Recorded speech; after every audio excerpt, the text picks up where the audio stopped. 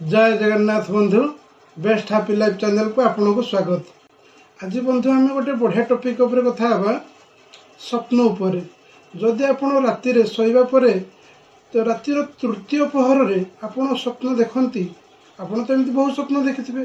को स्वप्न आम पई भलो आउ को स्वप्न आम पई खराब आउ तार कोन प्रतिकार करबा आज से विषय आम जानिबा।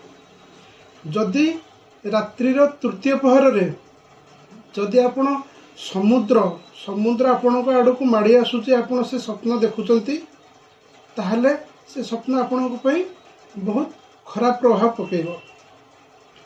से कौन हुए ना आपण देखिथिबे बहुत लोक समुद्र को देखिले भी डरती। समुद्र जल कौन सी काम भी लगेनी। तो आमर जो ग्रह कहूँ जहाँ नक्षत्र कहूँ जदि आपण रातिर तृतीय पहर रे समुद्र माड़ी आसुथिबार स्वप्न देखती ताहले आपण कौन कौन क्षति हम। प्रथमतः आपणकर किछि एमिति प्रकार क्षति हम धनर तो क्षति हम ता सहित आपण को डर भय एमिति लगी रहिबो। आपण को बारंबार कौन सी कर्म को आपण जाउछंती आपण को डर लागिबो ना ये काम कले एमिति हेबो कि से काम कले सेमिति हेबो।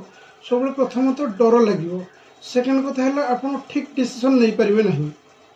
आपणकर जो डिसीजन नबार जो मुझा कले एमती हम आप करुवे से कम किंतु समय परिवर्तन हो कहीं से स्वप्न कौ भाया हुए। स्वप्न दुई प्रकार रुहे। गोटे जिनस को आप बारंबार भावुंट जमीक आप गोटे मुवी देखिले से मुवीटा को आप दिमाग को नहीं गले मन को नहीं गले आपड़ से देखिले बारंबार आपण मन सीटा आसी जाए सी गोटे प्रकार आपणकर स्वप्न आसे। आ गोटे आपणकर ग्रह नक्षत्र कारण भी आपणकर स्वप्न आसे।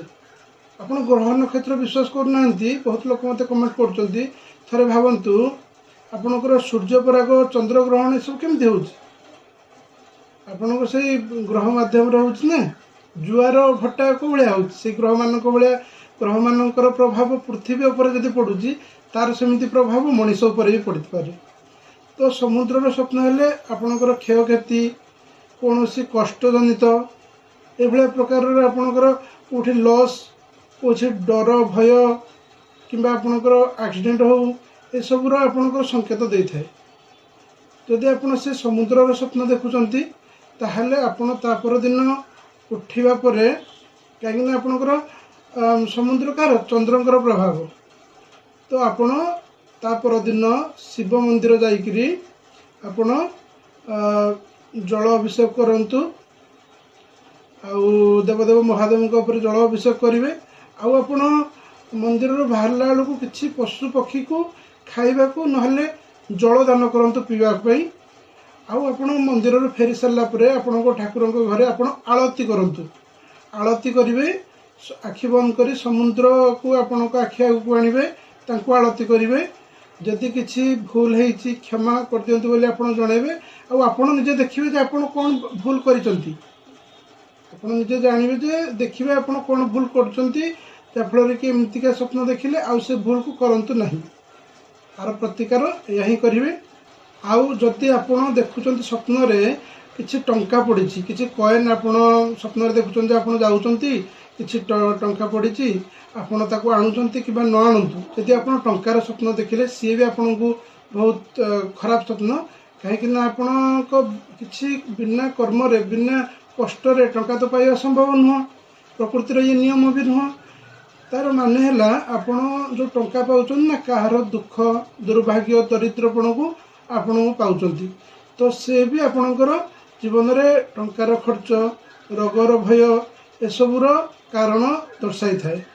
तो जदि टंकार स्वप्न देखुंती ताहले आपण कौन करेंगे ना आपण किसी किसी टंकार आपण किसी गरीब लोक जार दरकार से भाया लोक आपण किसी वस्त्र दान करंतु। किसी वस्त्र दान करंतु आउ तांको किसी खाइबा को दियंतु।